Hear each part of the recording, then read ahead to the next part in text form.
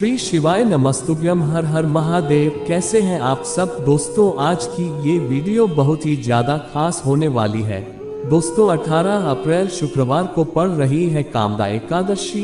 कामदा एकादशी का हमारे हिंदू धर्म में बहुत ही विशेष महत्व होता है। अगर आप कामदा एकादशी के दिन 3 में से कोई भी एक विशेष उपाय कर लेते हैं तो आपके जीवन के सारे कष्ट, दुख, तकलीफ दूर हो जाएंगे। आज की इस वीडियो में पंडित प्रदीप मिश्रा जी के खास उपाय बताएंगे। पहला जो उपाय होगा ये 7 बेलपत्र वाला बहुत ही विशेष उपाय होगा।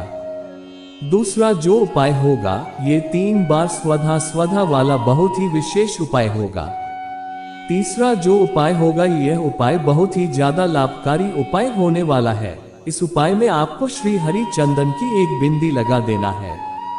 आपके जीवन की सारी परेशानियां दूर हो जाएगी। गुरु जी ने कहा है कि हरि चंदन मार्केट में नहीं मिलता है, इसे स्वयं ही बनाना पड़ता है। अगर आपके जीवन में बहुत ज्यादा दुख तकलीफ है या आपकी कोई भी विशेष मनोकामना है तो इन उपायों को करके आप अपनी सभी समस्याओं को दूर कर सकते हैं।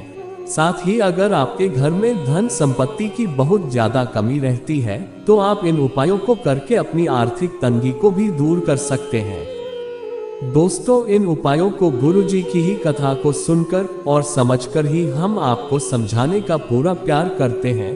तो आप सभी से एक छोटी सी गुजारिश है, आप सभी वीडियो को लाइक शेयर जरूर करें और चैनल को सब्सक्राइब करें। कमेंट में श्री शिवाय नमस्तुभ्यम या हर महादेव जरूर लिखें। महादेव की कृपा आप सब पर बनी रहेगी। दोस्तों, कामदा एकादशी साल की पहली एकादशी होती है। इस एकादशी को फलदा एकादशी के नाम से भी जाना जाता है। इस दिन भगवान विष्णु की पूजा अर्चना करने का विधान होता है। एकादशी का व्रत 19 अप्रैल दिन शुक्रवार को रखा जाएगा। कामदा एकादशी के दिन अगर आप इन 3 में से कोई भी एक विशेष उपाय कर लेते हैं तो आपकी सभी मनोकामनाएं पूर्ण हो जाएगी। साथ ही आपको सभी पापों से भी छुटकारा मिल जाएगा। आपके जीवन की सारी परेशानियां दूर हो जाएगी। दोस्तों, पहला जो ये उपाय है ये उपाय बहुत ही ज्यादा खास उपाय है। अगर आपकी कोई विशेष मनोकामना है, जो मनोकामना आपकी काफी दिनों से पूर्ण नहीं हो रही है, आपने बहुत से उपाय भी करके देख लिया है, आपने व्रत भी कर लिया है, फिर भी आपकी वह मनोकामना अभी तक पूर्ण नहीं हुई है, तो इस उपाय को करने से आपकी वो मनोकामना 1 महीने में के भीतर ही पूर्ण हो जाएगी।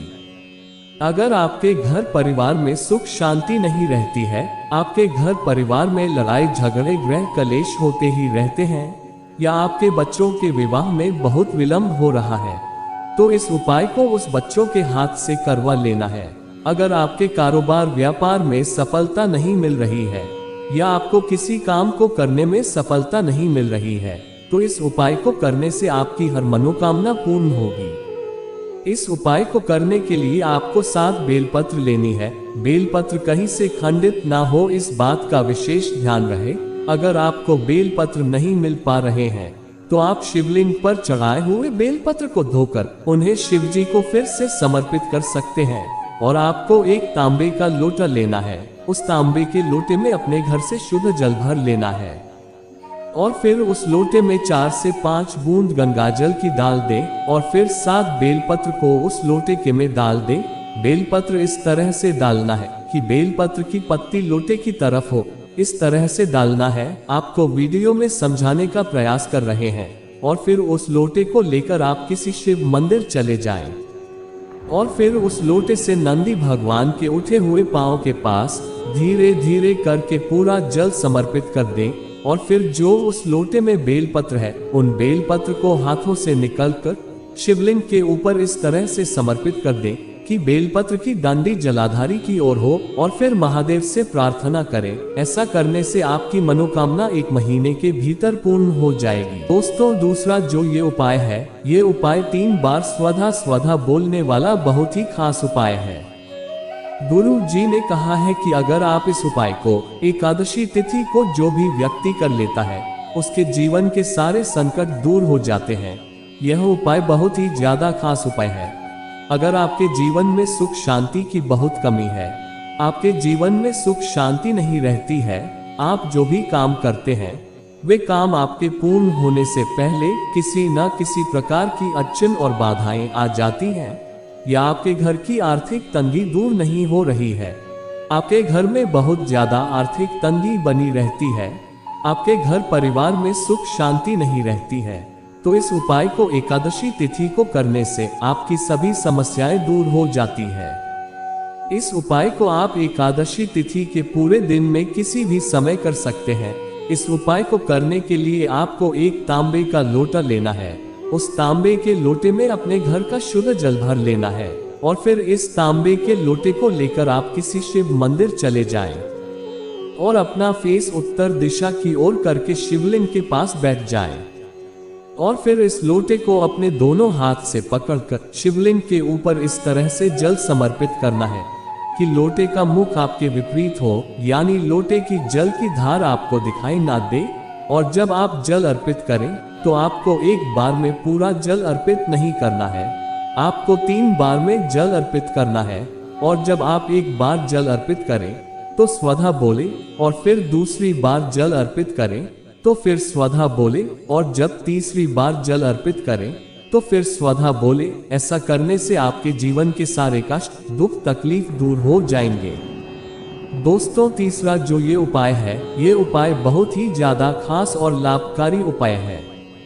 गुरु जी ने कहा है कि ये उपाय जो भी व्यक्ति करता है उस व्यक्ति को जीते जी भगवान शंकर गले लगा लेते हैं। गुरु जी ने कहा है कि एक ऐसा चंदन है जिसे अगर आप श्री हरि को लगा देते हैं तो आपको जीते जी भगवान शंकर गले लगा लेंगे। ये चंदन भगवान को सबसे ज्यादा प्रिय है। ये चंदन किसी बाजार में नहीं मिलता है, इस चंदन को खुद से घर में ही बनाना होता है। अगर आपकी कोई विशेष मनोकामना है या आपके जीवन में धन संपत्ति की बहुत कमी है, आपके घर में धन टिकता ही नहीं है, आपके घर परिवार में किसी न किसी प्रकार की समस्याएं बनी ही रहती हैं, आपके घर में बहुत ज्यादा पैसों की तंगी बनी हुई है, या आपके ऊपर कर्ज हो गया है, या आपके घर परिवार में कोई ना कोई व्यक्ति आए दिन बीमार होता ही रहता है। एक व्यक्ति सही हो जाता है और फिर घर का दूसरा व्यक्ति बीमार हो जाता है, तो गुरुजी ने कहा है कि इस उपाय को करने से आपके जीवन की सारी परेशानियां महादेव दूर कर देते हैं। इस चंदन को बनाने के लिए आपको कौन कौन सी सामग्री चाहिए?